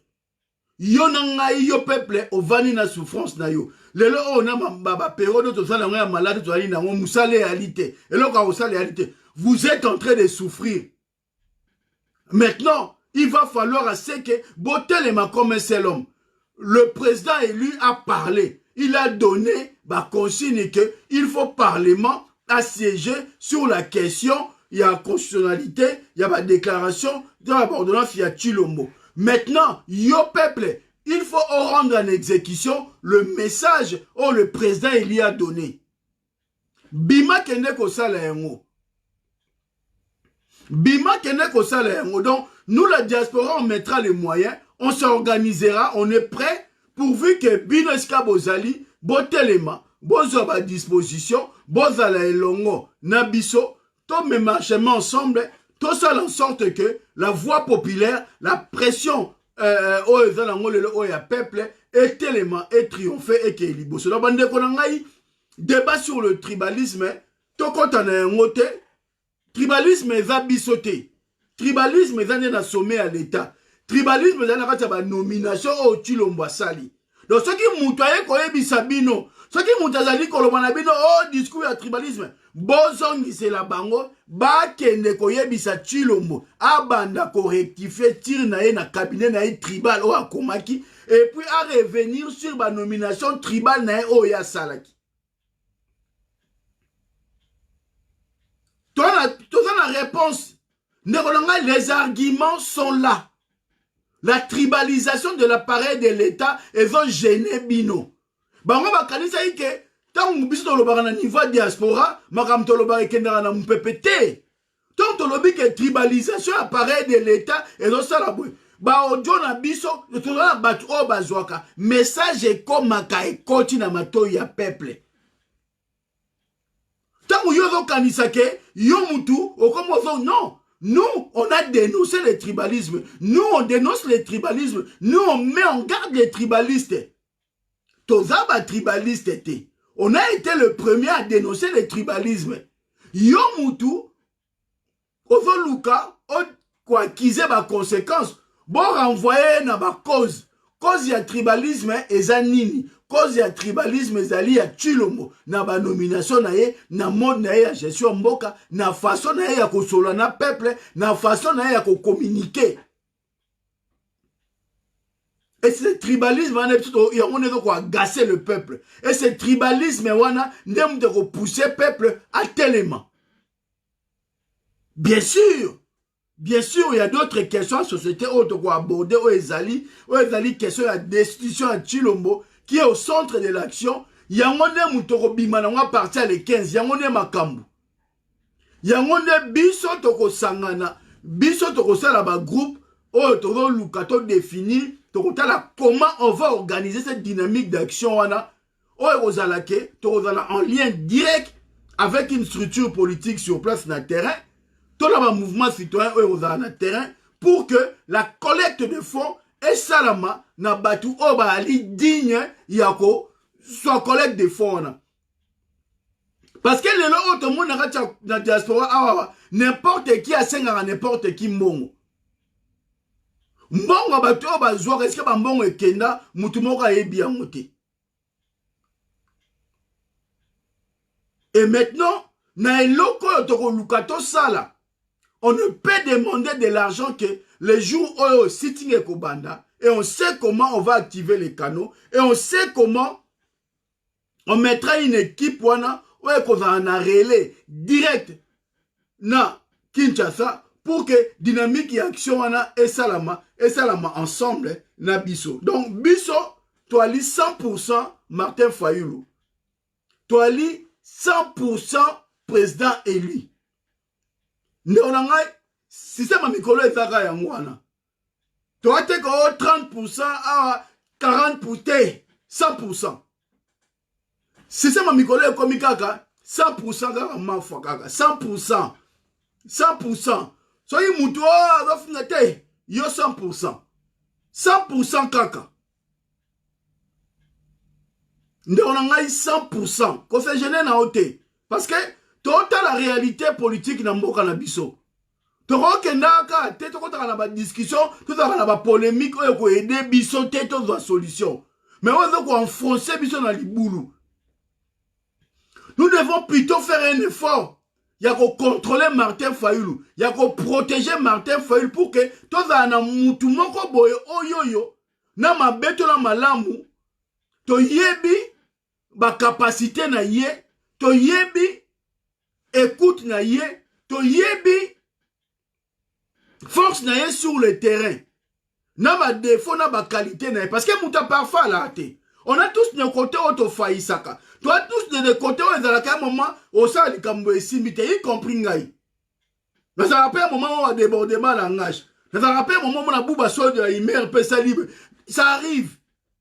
Donc mouta parfois zate, ngana parfaité. Yo posa parfaité. Donc, na ba défaut, na ba qualité na biso, yango ne la force na biso. Total oye koko za la force ya moninga. Total la faiblesse ya moninga te. Total la capacité ya moninga oye koko apporter na bitumba. Mais total la faiblesse na été. Yo mutu muso roza za makasi na koloba, to na likambuboe, au moins ta muso za faible na mbongo. Mutu muso za makasi na koloba te. afebe na koloba ma makasi na kobatela mbongo tokosala nini yo lobaka loba oyo aza makasi na mbongo asimba mbongo parce que yo so apesi yo mbongo kolia yango mbongo esi okende koyebana te mais oyo mpo aza makasi na kobomba mbongo ye aliaka mbongo te bapesi ye mbongo asimba mpo aza makasi na kosimba. C'est ça la complémentarité, c'est ça aussi l'unité dans la diversité. Martin Fayulu incarne la popularité, incarne l'expression populaire, incarne la volonté à peuple, incarne le choix à peuple. Maintenant, ngana yo, total asiko, eloko nini, toko sala, pour que yé a gardé cap, yé bimana ligne te. Soki yo okosilike la ye, soki yo ko gangela ye parce que ta mso unzela zwa ki fallait za la yangote, mais yo gangela ye po ye abima na ligne te. Mais yo ko yate po détruire ye. Ozo détruire ye o remplacer na nani mutu te, ozo aider Congo te.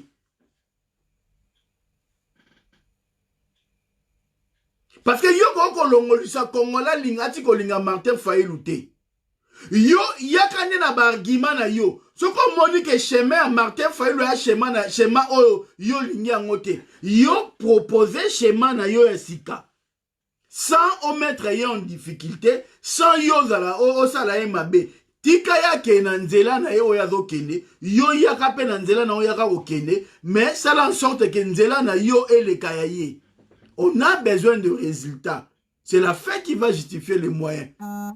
Mais tous à la tête, bateau, tous en un rôle. Il y a qu'on détruire bateau. Sans pour autant proposer, on n'aide pas le Congo, on n'aide pas le pays. Encore moins, c'est Chilombo, m'tao profiter d'un mot. Or, Chilombo, aza si benabiso. Si benabiso a Martin Fayulu te.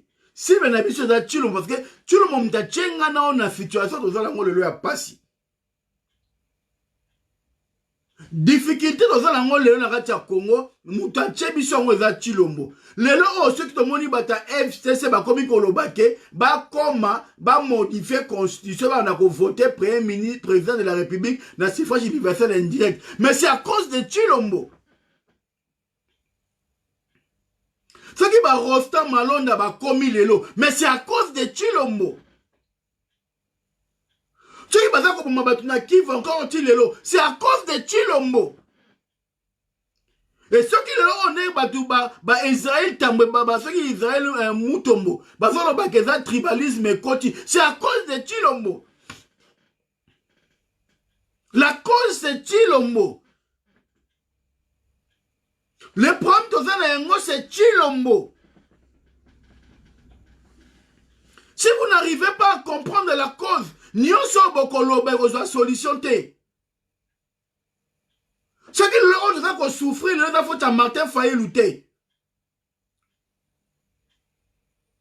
Ce qui doit dire souffrir, ce qui peuple doit dire souffrir, et la faute à Martin Fayulu te. Et elle dit biso diaspora to jouer rôle nenge sengalité. To réussir ko kota maele na peuple congolais te. Il faut travailler sur la conscientisation du peuple au lieu de se prendre dans Martin Fayulu.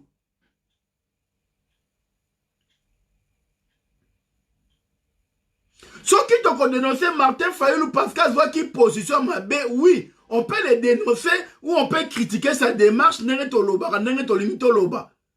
mais qu'on s'acharne sur Martin Fayulu, qu'on commise à Martin Fayulu pour un Congo, non, c'est faux. On est commis accusation gratuite. Problème, il y a Congo, c'est Chilombo. Mouta biso na merde, bon, excusez-moi le terme. Mouta comme ici, biso to comme aboye. Et ça Chilombo. Mouta sali ke ngana yo na 2020, to la kana na poto. Et ça Chilombo. To cible mando qui ne sait pas Chilombo. Mukolo Chilomba ko kweya. Wana siko e komi ke non, ah, to komi ko luka siko soki ndenge nini. Mais tant que Chilomba za wana, tu vois pesa Chilombo ba bekite, ngana pesa Chilombo ba bekite, na osenga pe ba masa pesa Chilombo ba bekite, il faut to tika Chilombo akota na libulu. Il faut dans la situation de tension et de crise pour te évoluer. Parce que c'est Chilombo qui est le bouclier. C'est Chilombo qui est le béton. Pourquoi tu as un béton armé un ndaku, si mon coach un ndaku. Tu ne peux pas rentrer dans la maison sans casser le mur, sans casser le béton. Tant que tu as un béton, ça veut dire un bouclier.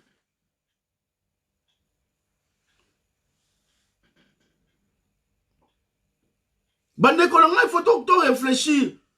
Tout ça, lecture est dans la mingi, est dans la unité. Ce que moi, Martin Fayulu, ça, là, c'est pelli ça, on a deux choix. Soit, au final, il y a un bouton, yo ke na makamno sa makamnao, ou soit, au benye na fond bosoli nae. Ce qui est moni que, ben, bon, Martin Fayulu, il y a un robe, vous savez, peuple. Mais bateau Martin Fayulu, la biayaka nanzela, bateau bayaka, 1 million, 2 millions, 3 millions, 4 millions. Mukolo mon côté, yo, nga na kati ya diaspora, to bandeko baza na kati ya ki, tangu full wane bimi, mutu mon côté ya, a désorienté full wana, pour que ne ko benga na chilombo. Si ko bo aussi que la Martin Fayulu poigne. Parce que ce qui est diaspora sera plus fort que Martin Fayulu. Les jours où Martin Fayulu est en meeting, il faut que nous on soit en mesure de désorienter le peuple. Donc nous sommes aussi le problème. Donc avant yo que ne ko acquiser neko, à tort ou à raison, yo il faut la responsabilité na yo. Nga ko critiquer mutu, na o critiquer na niveau na ngai. Mais ceux qui moutouana sali bien, il faut nous saluer, payer. Pour la qui ça a été que, Ngai n'avait ennemi n'a été. Ngai n'avait qu'on s'acharner pas n'a été contre été. Mais Ngai n'avait tant sous d'accord n'a été dans l'ikambu moko, mais ça l'ikambu bien dans la commission. C'est ça un patriote. Tu peux critiquer, tu peux aussi louer les qualités de la personne. Kozaka te muto, yo kritikaka o kumisaka te non. Chilombo, to kritikaka ye, parce que banda Chilomba kota, asala eloka malonga te. Parce que le fait que Chilomba ndima doit pouvoir wana, donc a bloqué biso mbala moko. Et là, moi, malonga ko obimate, parce que le système, on a yem to protéger en haut. Il faut tout bouler, il faut tout sosola. Mais ceux qui bisent au commissaire adversaire na biso Martin Fayulu, c'est que tu bunginzela. Ceux qui bisent au commissaire adversaire na biso peuple congolais, c'est que tu bunginzela. Peuple wana ako telemaka. Peuple wana ako salaka musala. Mais il faut dengai na yo to revoir nos calculs. Totala. Tant que nous démarche na biso, et c'est là qui démarche à malamouté, yango et mena qui est là que le peuple avait comprendre. Depuis que nous avons mis en place certaines actions sur le terrain, tout le monde a différence. Tout le monde a compté na batu. On peut savoir tout mbongo pour battre ça likambo salati. Mais lorsque nous avons mis en place batu sur le terrain, tout travailler na bango sur la base. Il y a confiance, il y a patriotisme, il y a détermination. Tout le monde a que, bandeko batana kin, ba osa ba action, ba mobiliser batu, sans que biso tope sa mbongo. Avant zela ki to zo mbongo, o pesi mbongo na kin pour ba sa l'action. Mais maintenant, to pesa batu mbongo na kin pour ba sa l'action te. Tu dois échanger na batu dans une relation moko où ils ont construit dans le temps. Et à partir de la relation, comme on a obligation patriotique, il y a au sala pour que bala qui s'abisso, que bango pe bazali. Et c'est là que commis plus fort. Et c'est là démarche baniko kende. Et c'est là tout le monde que ceux qui te lobby A, na qui ne peut pas lobby A. Ceux qui te lobby B, na qui ne peut pas lobby B. La notion, il y a tribalisme. Lorsqu'on dénonçait la tribalisation appareil de l'État, bato ba bundisa ki biso ba masse tozana ba on a niveau diaspora. Mais nous on savait ce qu'on était en train de faire, mais bango ba été. Lorsque nous on parlait du fédéralisme, Bandeko baki ko comprendre bisoté. Lorsqu'on parlait de l'unité dans la diversité, bandeko bandeko comprendre bisoté. Unité dans la diversité là qui c'est que ezali mboka na biso. Présidence de la République est une institution. Il faut tcha 25 Mungala, 25 Mukongo, 25 Muluba, 25 Muswahili. Wana unité dans la diversité. Wana tribalisme ezate. Mais ceux qui ont 50%. Ote batumswa ba kabolanino. Et un tribalisme. Et un tribalisme. Si qu'on y a Eliezer Mutombo, ceux qui Israël Mutombo, tu parles trop. Tu veux accuser les gens à tort. Tu veux donner des leçons aux gens. Mais yo, on doit fréquenter les tribalistes. Oh, bah, on peut ça, oh, yo, pour qu'on a accuser toi tort. Les gens de l'IDPS, les gens à Chilombo, le cabinet Chilombo, ce sont des tribalistes. Ce sont des tribalistes. Donc, de konangai, botika kolanda, ba Renan Oyo, ba soi-disant ba chroniqueur, ba journaliste, ba analyste, ba o ba osala ba émission na Kintongo midi pourquoi bozo ko perdre de temps na bino na koyoka bango bazo ko bourrer bino crâne au lieu bino bo concentrer sur l'essentiel. Donc en gros to ce qui a rapport na lelo message je pense que bandeko boyo ki biso. Donc, nous, on est ensemble. Il n'y a pas de tribalisme au Congo. Tous ensemble. To balana, to bota place, moro, to ro kabonate. Mais, lelo oyoyo, Chilombo, na bande naye, na ba mi naye, na famille naye, na ba proche naye, osoki yaba touti, bazali ko construire dynamique, ozali ke, po ba lali sa biso, po ba kwe sa biso, pour imposer biso na schéma mo au sala ke bango batika là ba fait victimiser to permettre bango te ezala coup sur coup. Donc on a souki à lelo donc merci ciao. Ouais, ya Jenny 100% ma fakaka. La souki à donc système de lobikara 100% ma fakaka toi sou kunate. 100% ma fa mandeline. Dorcas mutulangai ngai kana. 100% yo mo solo baki guerre civile il faut ba ana mongo faut tout na ba ana mongo na ba Congo ba kamboyo 100% mafa ciao